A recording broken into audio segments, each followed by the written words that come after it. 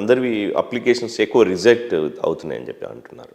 అది ఆ సమస్య ఎప్పటి నుంచో ఉంది. అట్లాంటి క్రమంలో ఇప్పుడు ఈ కొత్తగా వచ్చిన జీవో అంటే ఏం జరుగుతుంది, అంటే దాంట్లో ఏదైనా సమస్యకు పరిష్కారం ఉందా? ఇది చాలా కీలకం శరత్ గారు. రైతాంగాన్ని కూడా బాగా తెలవాలి. మీరు అడిగిన ప్రశ్నకి సమాధానము, దరఖాస్తు పెట్టుకునే అవకాశం వచ్చిన ప్రతిసారి 2 కారణాల వల్ల లబ్ధి పొందలేకపోతున్నారు రైతులు. ఒక కారణం ఏంటంటే ఈ గడువు ఉన్న విషయం వాళ్ళకి తెలీదు.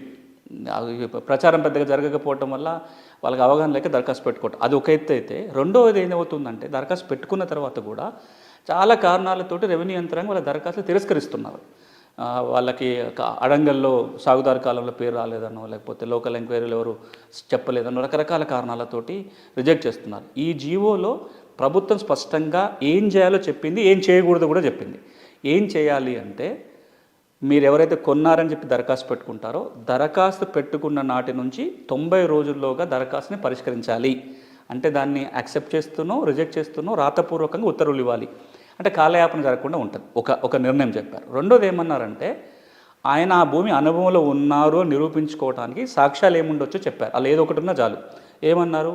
అడంగల్లో సాగుదారు కాలంలో పేరు ఉంటే అది సాక్ష్యంగా పరిగణించవచ్చు. అది లేకపోతే ఏం చేయాలో కూడా చెప్పారు. లేకపోతే మార్కెట్లో పోయి అమ్ముకున్నప్పుడు వచ్చిన రసీదు కానీ, లేకపోతే మనం రైతు భరోసా లాంటి డబ్బులు వచ్చినప్పుడు కానీ, లేదంటే ఈ అగ్రికల్చర్ మన ల్యాండ్ డెవలప్మెంట్లో ఈజీఎస్ ప్రోగ్రాంలు ఎప్పుడన్నా చేసినవి కానీ, పాల వడ్డీ రుణాలు తీసుకున్నాయి కానీ, వీటిని కూడా సాక్ష్యాలుగా పరిగణించవచ్చు అని చెప్పి జియోలో పేర్కొన్నారు.